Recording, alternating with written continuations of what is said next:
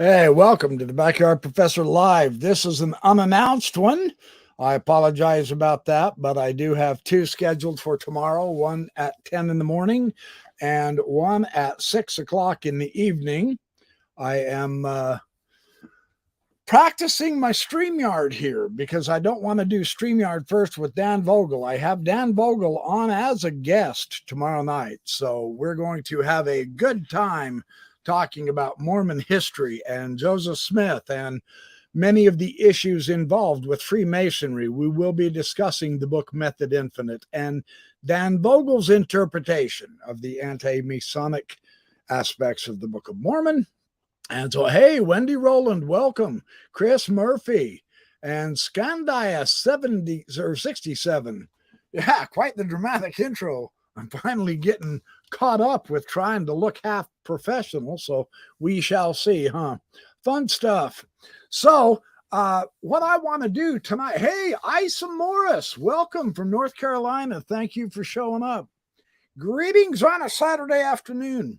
In order to I've discovered a really good introduction, basically, for Dan Vogel for tomorrow night, kind of get us broke into the historic mood, as it were, right? And so what I'd like to do, I have been reading this book, Faithful History, and it's edited by George D. Smith. Now, this is an older book. Signature book's 1992. So, I mean, that's 30 years ago, man. It's amazing how fast 30 years go by. I just remember this like it was yesterday when it came out. But about this time, I was just getting into Idaho State University. I acquired my bachelor's in history, 1994, I believe it was.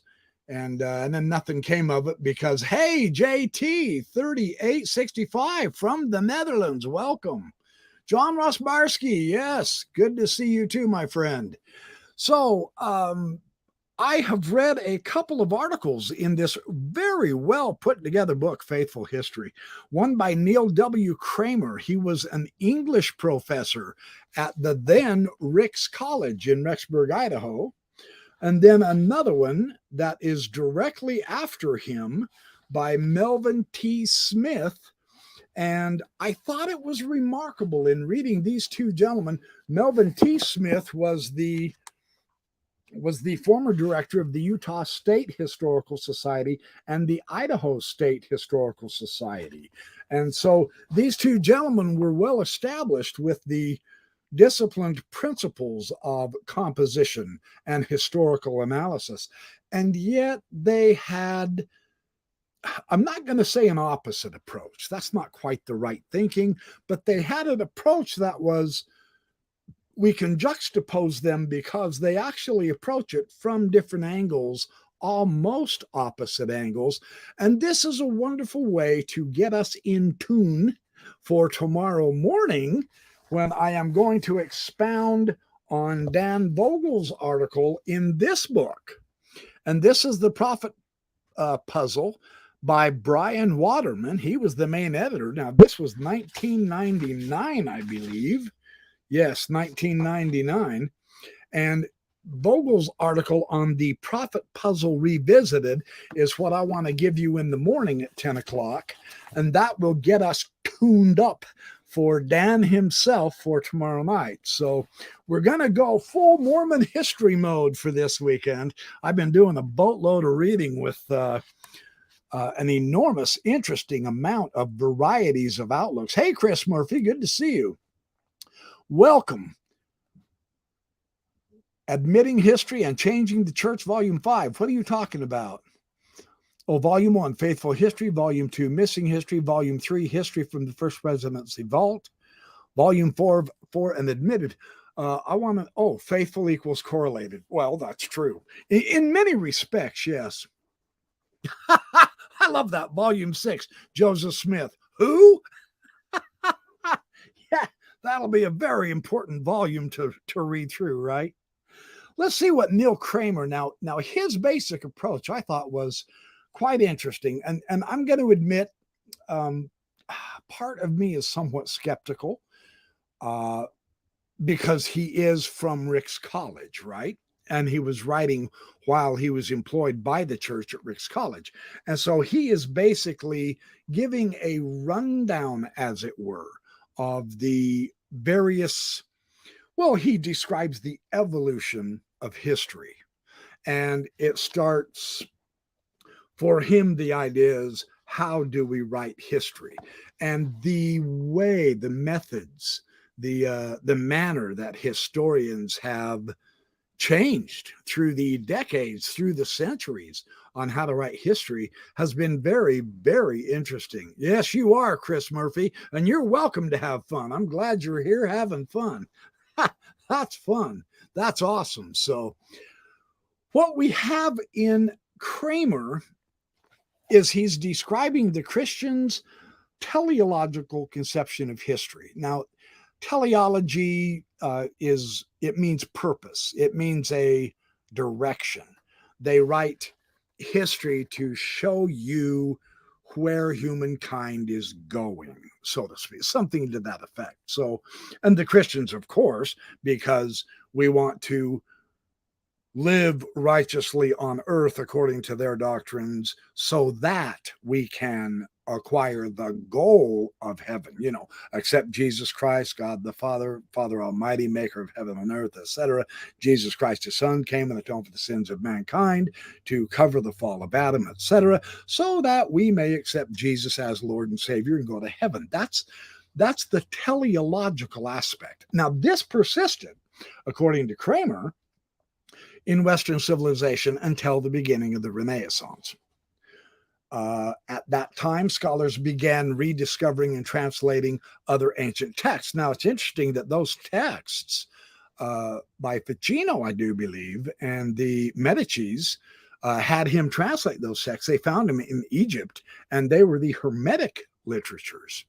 And so those transformed everybody's approach to understanding the past as well as our own selves with the Hermetic materials.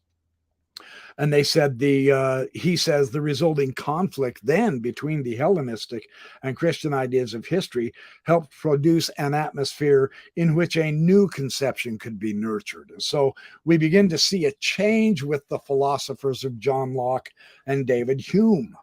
And what these gentlemen did, and this was way later, this was past the Renaissance, they articulated theories of how truth could be uncovered through careful study of the past. Hey, John Bradley, welcome, my friend. Welcome. I'm just getting started, so you're getting here just on time. And then in the 19th century, attempts at writing empirically verifiable, logically coherent cause and effect history. Whew, that's a mouthful, isn't it? But this is the approach that they began to take after Hume. There was no longer any need to interpret. And this is on page 133 and page 134 in this book, Faithful History, Kramer's articles. There's no longer any reason to interpret history with reference to God or to a divine plan.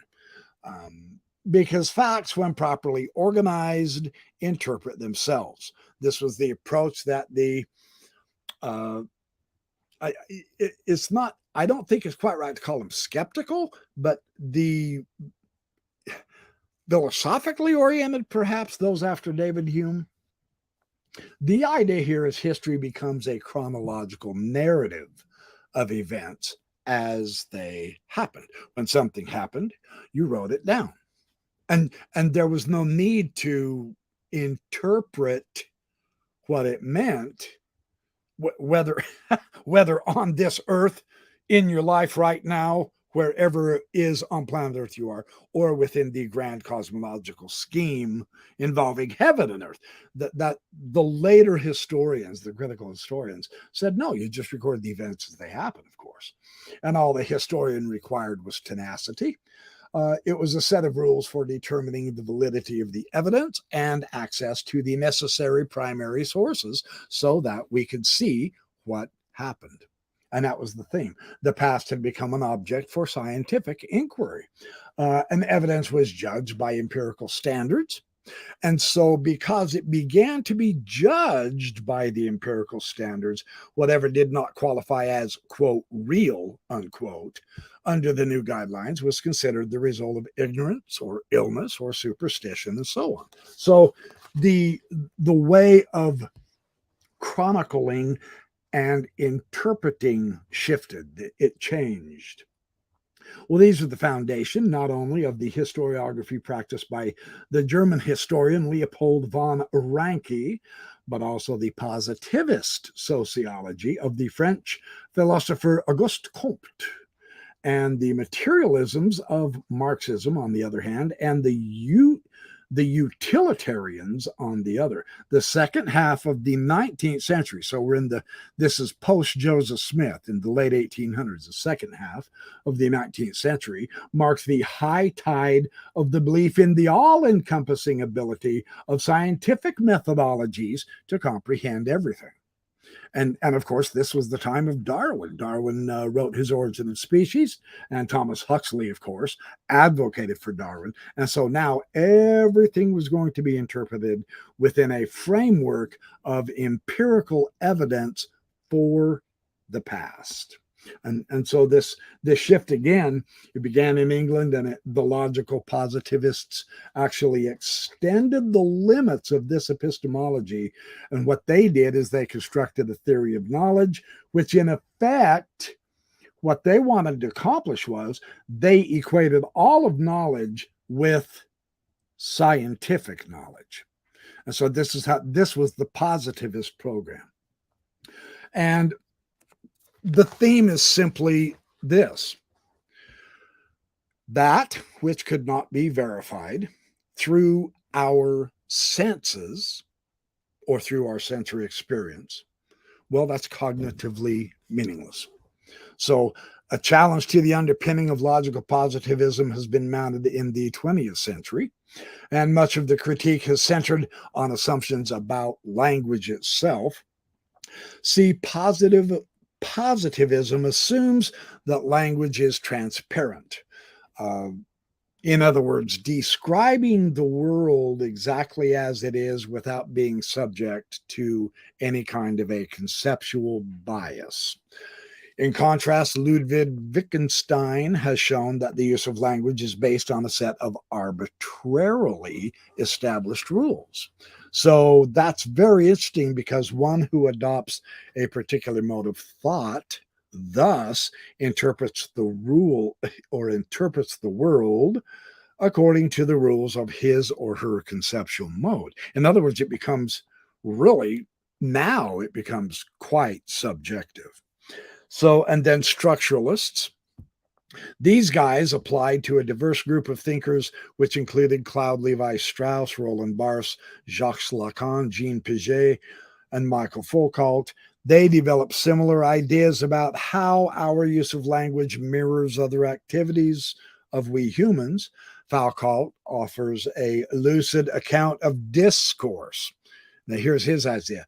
Discourse itself, what I'm doing with you, discourse, is a set of restrictions on what we are or are not able to say. And his work stresses that we are limited in what we can know by what we can say about the world. So then along comes Derrida, Jacques Derrida, and he's another French philosopher. Now, he's tried to demonstrate the tenuousness of writing as the medium through which the world can be understood. His idea is deconstruct the language. And what he means by that is the meaning of something which was temporarily so obvious tends to disintegrate into possibilities for meaning that are incapable of describing the world as it is. So rather than opening up the world to our understanding, our very language ends up limiting how we can think about reality and what we can even claim to know, according to Derrida. Absolute knowledge becomes nothing more than a fleeting dream because of the limiting effects of language. So the idea here is adopting a set of rules or conventions is more of a gesture of what one wishes to talk about rather than what is possible or possible to even know. So anyway, hey, John Rosbarski. Now, he's running through various different philosophers of language and science and history, etc., just to show us the ebb and flow of the history of history, right? And so he says this understanding of the limitations of language. Now, this has implications for how we write Judeo-Christian history. And of course, Kramer's going to bring that up into the Mormon history as well, of course. So let's see this. What happens now is it demands a reevaluation of the basic philosophy and methodology of historiography. How do we then begin to write history? Because we have to use language.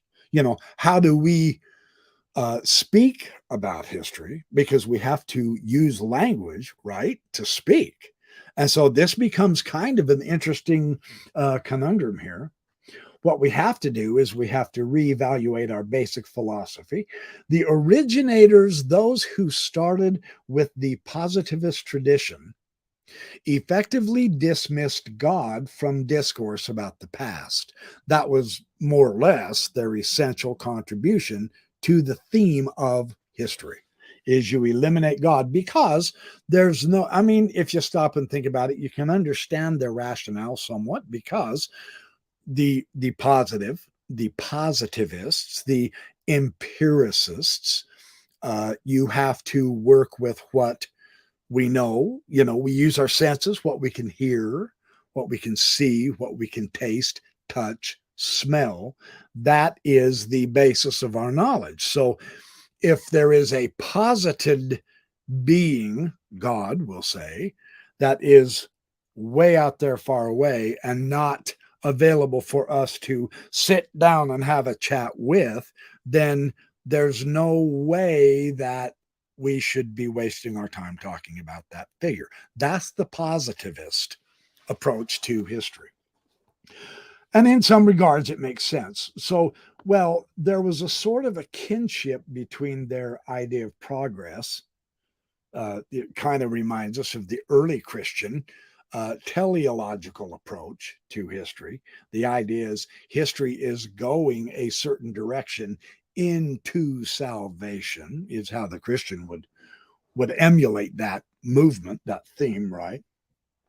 So it's kind of a natural historical inertia is what we're looking at. So now it appears to be the case that religious experience can be described within its own linguistic contexts, and it can also be evaluated on its own terms. So religious history does not need to be intimidated by a value system that reduces the experiences that religious writers describe to superstition.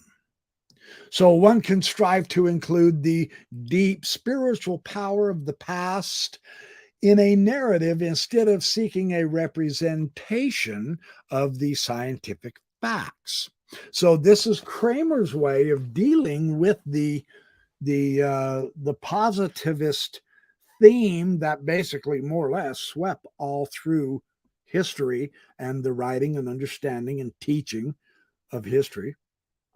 So he says belief in scientific history still proliferates among some professional historians and sociologists writing about Mormons today.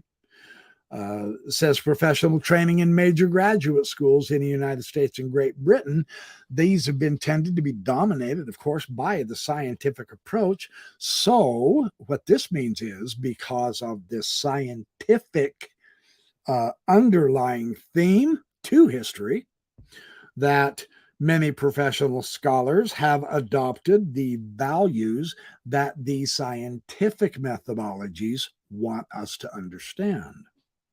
So a large portion of the scholarly writing on Mormonism, according to Kramer, today comes from people trained in those scientific and positivistic methods.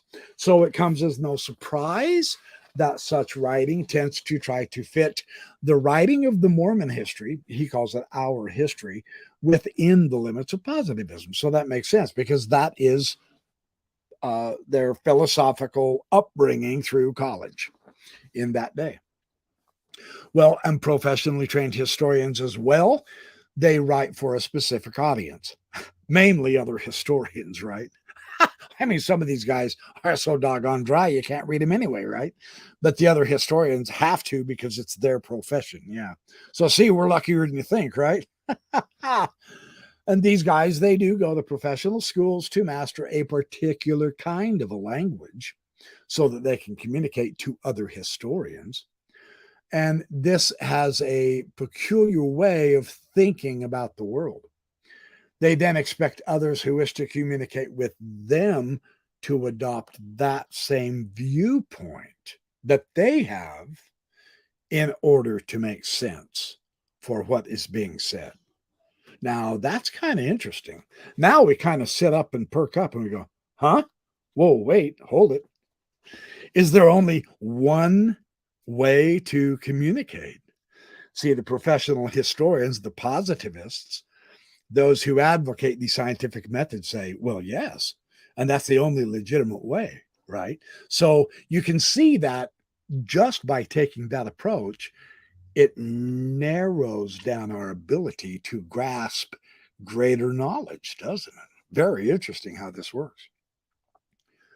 So when a work is generated, the popularity for the public, the publicizers, neither reader nor author is usually able to break the conceptual bonds that are imposed on them by the conventions of the professional history. And this, of course, hang on, I got to get a drink. This is what upset Boyd K. Packer in Mormonism. He said, I don't trust the historians. Well, the historians don't really care. But Packer could not, he wanted to not just have one way of looking at history because that was too narrow. And then when he found a group of people who would cooperate with him and accept his way, then he also began to eliminate all other ways. And so the irony is that his way of studying history also ended up being dogmatically narrow. Interesting how the pendulum swing did not solve the problem in Boyd K. Packer's situation. So that's fascinating. And then he says, I'm also interested in history. And he said, and I'm really not interested in arguing against the professional historians. I don't want to, there's no real reason to take issue with them because yes, they have a certain manner of presenting the information. That's true. But their evidences and their materials as they assess them are better than probably what I can do.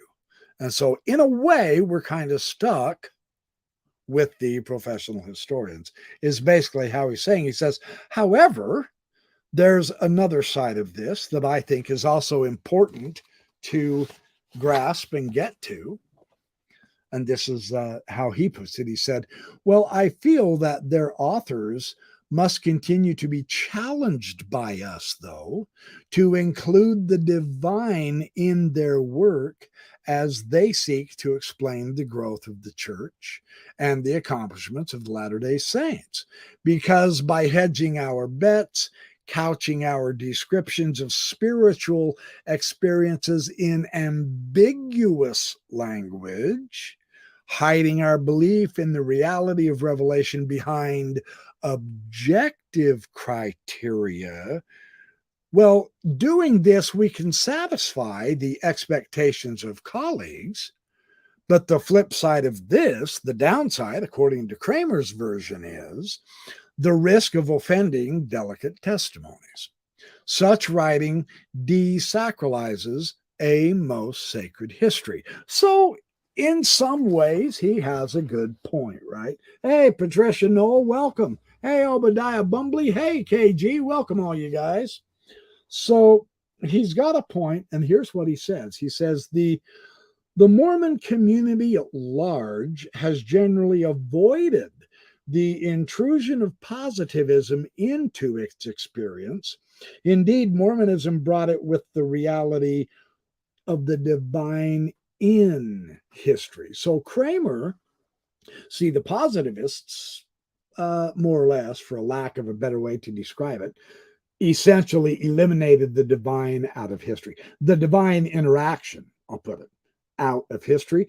Kramer says that's a downside when we have a religious movement that functions with the divine in history. This is how Kramer is framing his particular take on how do we study history. He says, the Book of Mormon itself testifies of this important facet of the religion, and some of the holiest experiences in church history have now become a sanctified part of scriptural record, the Doctrine and Covenants, Pearl of Great Price, etc. So we feel compelled to see in the restoration of the church the restoration of the knowledge that God plays a significant role in history. And so writing of it then serves to reveal sacred truths about God to all peoples. So he is against the positivist and the scientifically objective history. That's a myth. It doesn't it can't happen that way. And so that's what he's against. He's saying, I'm advocating putting the sacred in to the history, because that's what these guys were claiming was happening to them. Orson Whitney, Brigham Young, Orson Pratt, Parley Pratt, Heber C. Kimball, Joseph Smith, Sarah Pratt, Lucy Smith, Emma Smith. As they were going through their day-by-day processes, Joseph Smith was off getting revelations, etc. He was calling men on missions, take these sacred scriptures, go teach those scriptures of an ancient record of God also being involved with people. So the holy, the sacred, has been intruding into history, if not completely in a smooth curve, then at least in a saltation type, punctuated, equilibrious way, more or less. God has from time to time showed up and either helped or taught, etc. This is Kramer's approach to the idea of history. So he says, I am not against putting the sacred into our history as we recount it from Joseph Smith's day up to our own. So that is basically his approach to it. And his ending is quite poignant. Page 138 of this book, Faithful History, for those of you who came late, edited by George D. Smith. He says, see, it seems to me that this is the sort of history we need to have written by Mormon historians. Unfortunately, my experience with much of the history I've read dictates that most scholars don't take this approach. They actually resist including the divine in history. So much of what happened in the early days of the church has not yet been written. Now, he probably got that right. Yeah.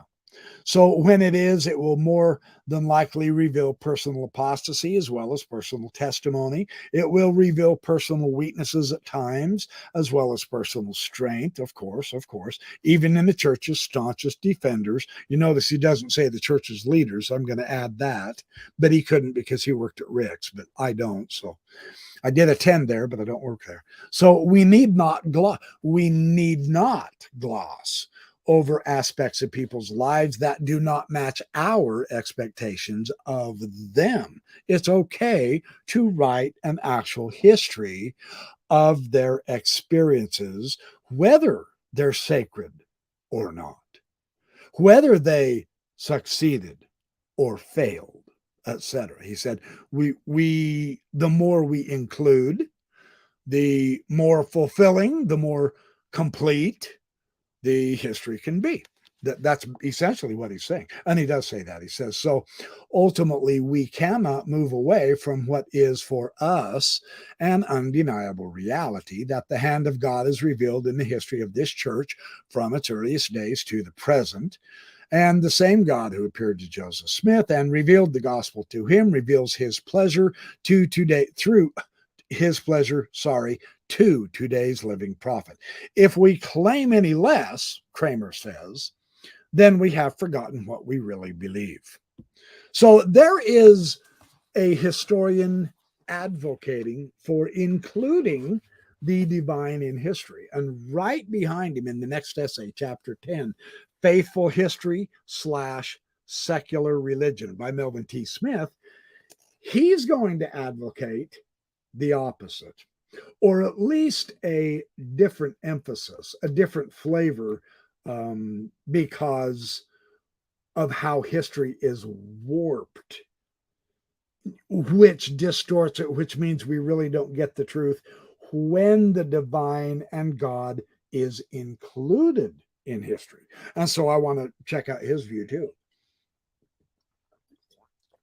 This gives us a wonderful comparison contrast to go with. I love how this, Chris Murphy is saying something very good. Actual history includes context. And John Ross Barsky is saying absolutely. Yeah. So this debate between the faithful historians and those who wish to just simply tell the objective positivist truth of what we in our senses that we can understand is a very interesting one. And through history, true believers have been separated from the false apostates, etc., depending on whether you include and appreciate the divine in history or not. Now, this is kind of interesting too. So he said, I remember talking with a young professor of history at Brigham Young University after I had completed coursework and comprehensive examinations for a PhD program there. I asked him, well, now that I'm a bona fide historian, what do I do with Joseph Smith? Well, I was surprised by his answer.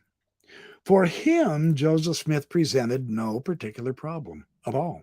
And frankly, I felt a certain envy at his secure hold on faith, for I was by then seeing holes in my own faithful armor. So this gets interesting. I'm still asking myself the questions. What do we do with Joseph Smith and others who claim that they have had direct communication with God or other divine beings? And he's asking it as historians. How do we manage that? How do we grasp, is this tellable as actual history? That's his question. And so he said, I've also seen many of my colleagues struggle with their own version of just this issue.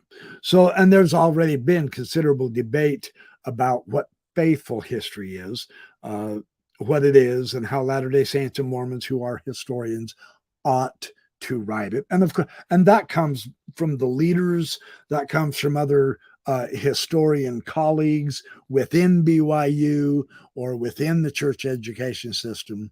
It comes both from within and without. And yet he says, for me, though, none of the arguments has proven wholly satisfactory. So I'm continuing my own probing of this subject. The primary purpose is to provide a rationale for believing historians, whereby they can produce objective professional history rather than so-called faithful history. And here again, his concern with the faithful history, though the kind that Neil Maxwell went out of his way to encourage many BYU or faculty members to become faithful disciple scholars is what he would call them, meaning that they would never share any historical situation which made Joseph Smith look bad, or the Mormon church fault, or the scriptures contradictory and bad or fake.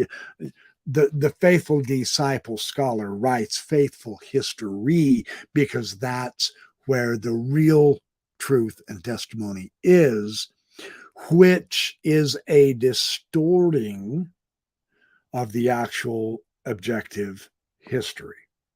This is Melvin T. Smith's approach. Kind of interesting how they compare and contrast with that last approach of I forgot his name already, Neil W. Kramer, who also had a very interesting point of view about how to write history. And again, for those of you who came late, the reason I'm discussing this right now is because I am getting ready for Dan Vogel tomorrow night, and in the morning I'm going to present. One of Dan Vogel's papers that discuss the prophet puzzle. How do we go about situating Joseph Smith? That's tricky. And granted, it's old. It's 20-year-old paper, and yet it still has high applicability. So in order to get us into the Mormon history groove, I'm doing this one today, and then tomorrow morning one of Dan Vogel's scholarly treatments. Then I will be discussing things with Dan Vogel in person for the next several weeks. Here's how he sees history. Now, this is, you'll notice he's not approaching it from a, whenever we hear the word positivist, whenever we hear the word scientific, objectively scientific, whatever, when we hear that, when we have that kind of wording, we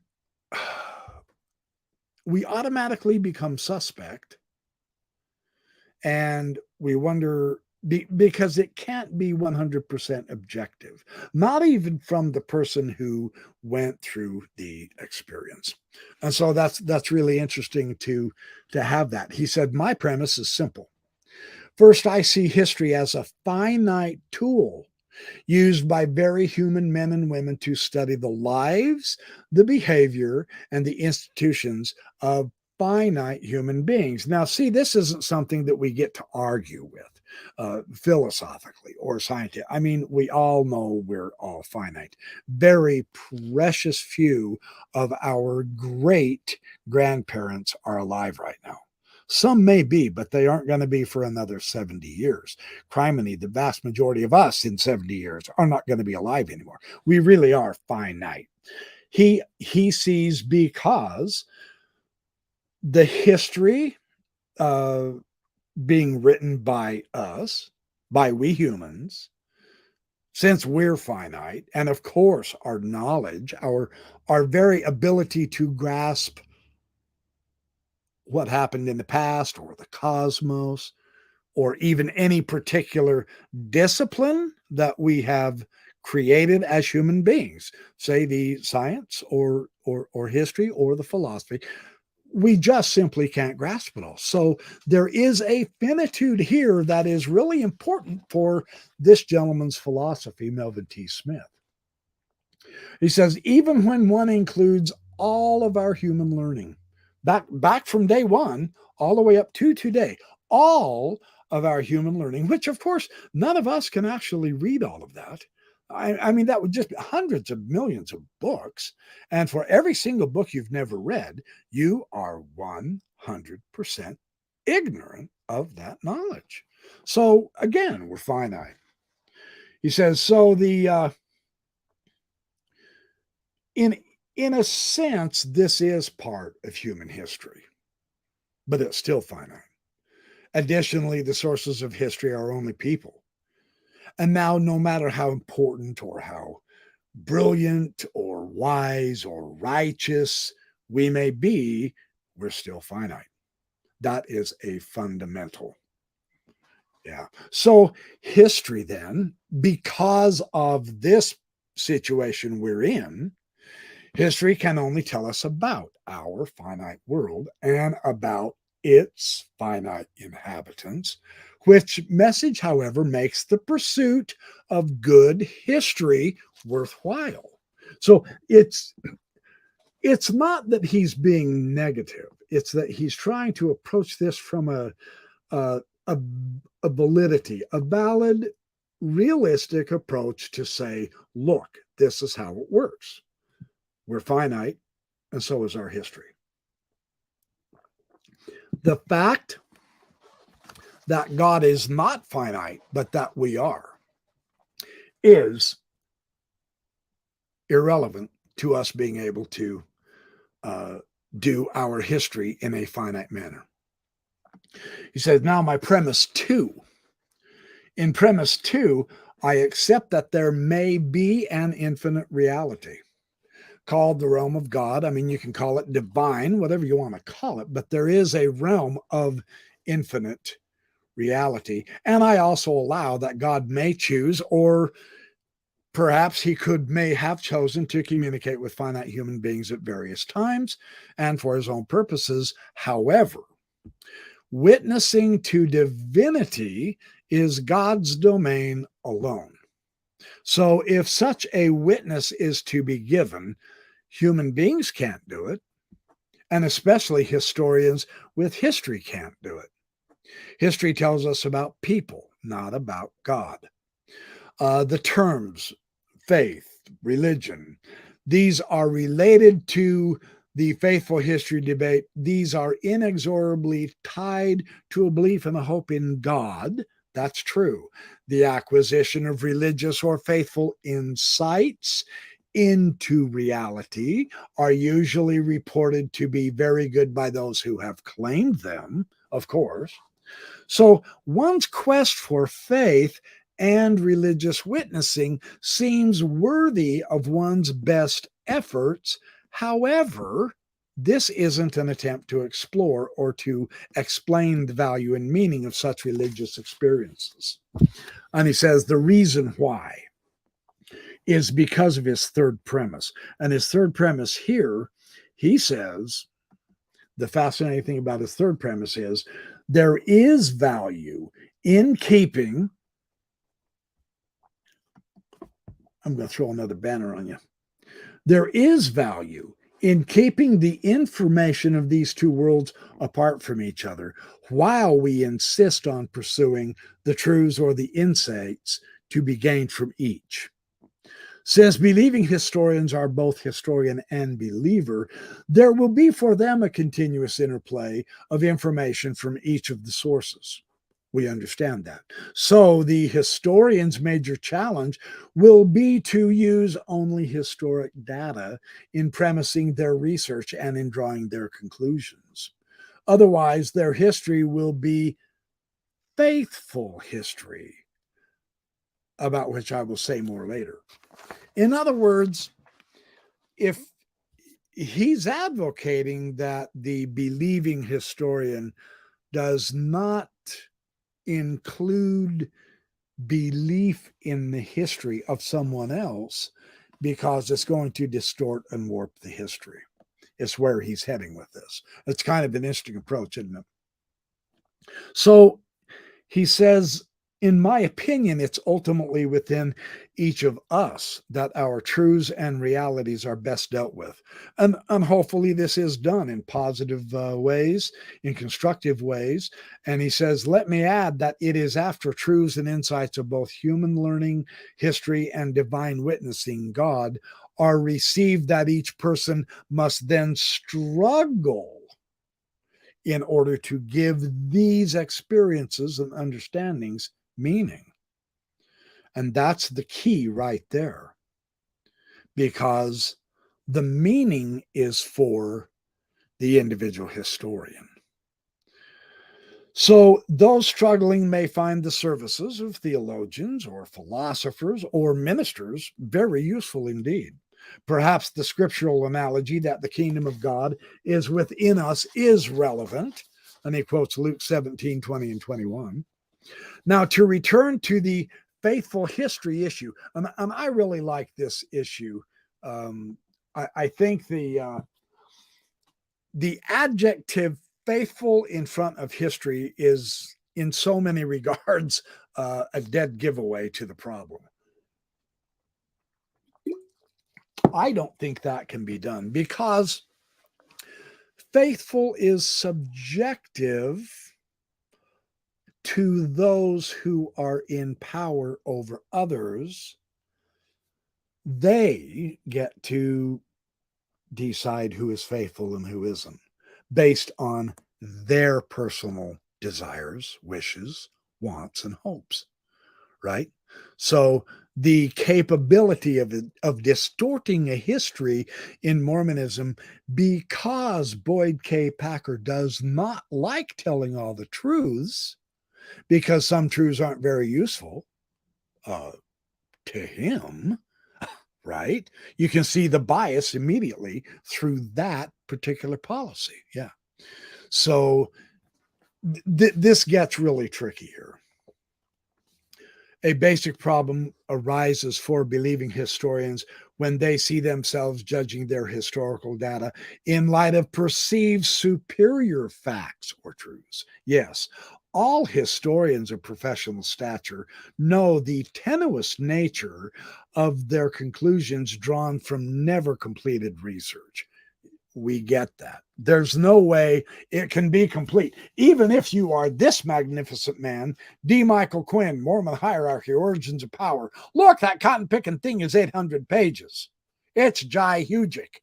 It's so big, 99.9% of us are never going to be able to read it, but it's still incomplete, right? It can't possibly be the totality of history of the Mormon hierarchy's origins of power. It is a particular view of a particular, again, finite historian. And we get that. We understand that. So perhaps it would be helpful at this point to suggest a more useful definition of faithful history. It is simply history, so called, written either to prove or disprove the things of faith and religion or God, his will and ways. Mormons find they have the well-known writings of both Joseph Fielding Smith's Essentials in Church History, proof positive, and Gerald and Sandra Tanner, Mormonism, Shadow or Reality, which is proof negative. Neither is good history, and it seems doubtful that either is a viable fountain for faith or disbelief. Now, that was Melvin T. Smith. Now, what is really interesting is he was actually wrong on this. We've learned now, remember, he wrote this in 1999, so this was quite a while ago. But man, within the last 20 years, we've discovered that the Tanners were way more accurate than many of the Mormon historians themselves were, right? So again, even though he is trying to be, the impression I get is he's going to compartmentalize history, quit worrying about writing faithful history, but keep God on one side and ourselves involved in the other. Don't mix the two, because one is about the infinite and the other is about the finite. And since we are the finite, then that is where we should focus, is on the finite. And it does make respectably good sense. It truly does. And this is going to tie in so well with Dan Vogel's essay that I'm going to share with you tomorrow on the prophet puzzle. And then, of course, I'm going to be able to discuss more of Dan's philosophy, because you got to realize he wrote this 20 years ago too. And he was bringing it up to date from 20 years before this time. So we're 40 years removed away. It's going to be fun to interview him tomorrow night and see how the upgrade goes. So this is quite interesting to see the various approaches. So on the one hand, we have a gentleman who has said that we almost by default, we have to bring in the sacred. We have to include the divine in our history, or else it's not going to make sense of our history. And then we have another Mormon historian, Melvin T. Smith, who says pretty much the opposite. He says, no, it can't help but distort our finite understanding and approach to try to mix it with the infinite. And yet the infinite is very real, yes, but at our level of humanity and understanding and grasping, in our actual limited ability to just sift through all this stuff, all these books behind me, you know, that takes time because I'm a finite being. And then even if I can include absolutely everything in every one of these books into one book, that would end up having to be 30 feet tall and absolutely nobody could read it anyway, which would be self-defeating and idiotic to try to do. And yet the finiteness, incomplete though it is the best approach to the history. So we have this juxtaposition, we have this actually separation between the limited and the unlimited. I mean, you can call it anything you want: finite, infinite, whole, partial, and we're always on the short end of the stick as human beings. And this is not to Melvin T. Smith was not advocating, or he was not saying that therefore the infinite is unimportant, or the sacred or the divine is unimportant. He just said it can't be put into the history without a bad, he didn't say it this way, mangling perhaps, maybe a warping, a twisting, or at least a misrepresentation, for one reason, because we don't have direct access to Joseph Smith. We don't have direct access to Brigham Young. And Dan Vogel's essay brings that out. Vogel is aware of that. Yeah, he says we do have clues that we can utilize in order to get a better understanding of Joseph Smith. So that's what makes it somewhat fun. And so that's basically what I wanted to do. Hey, Debbie Joe and Patty Cake too. You guys are all here. Scott, welcome, welcome. Gail Capson, welcome, dear. I'm glad you guys are all here. I'm trying this through my StreamYard. This is my first time through StreamYard, so I hope it works. Oh, no, yeah, Debbie Joe, it's all good. You can go back and watch the front from beginning to end. I do have them scheduled tomorrow morning at 10 and tomorrow night at 6. Just go to the Mormon Discussion Inc. and join in, and it'll notify you. Hit the notify me button. So anyway, I do want to thank everybody for all of your support. And I do appreciate everything that you guys do for me. I'm really glad that I can research all of this stuff to share with you guys, even though sometimes I'm aware I can't possibly please everybody. I gave up doing that a long time ago. I sincerely don't try to go out of my way to offend anybody, but sometimes when I get offended, I let it get the best of me. And so I really come off of the rails, right? So, you know, I'm human. Again, here we go. This finite theme that Melvin T. Smith was talking about. Great book, The Faithful History, if you can get it. The nice thing I loved about that, as well as this prophet puzzle. Now, there were probably, these guys got together, and this is the 1999 book, 22 years old already. And there was a whole slew of various ways of looking into Joseph Smith in order to try to get a better understanding of just who was this dude, and why is this so difficult to understand him. Partly, I think, because Melvin Smith, as Melvin Smith said, because of the simple claims from Joseph Smith's day on, infinity has bumped into finiteness, but we are not capable of writing about that infinity. So that's why Melvin Smith said, yes, let's keep it to the finite, and why the other gentleman, I cannot remember his name. said we must include, Neil W. Kramer, we must include God in our history. So there's two approaches. Vogel has kind of a middle road, somewhat, that I found very fascinating. That's why I'm so excited that I can interview him tomorrow night, starting our series, so that we can get together and share some ideas. So anyway, you guys, thank you for showing up. I am going to be on in the morning. I am going to go ahead and head off tonight.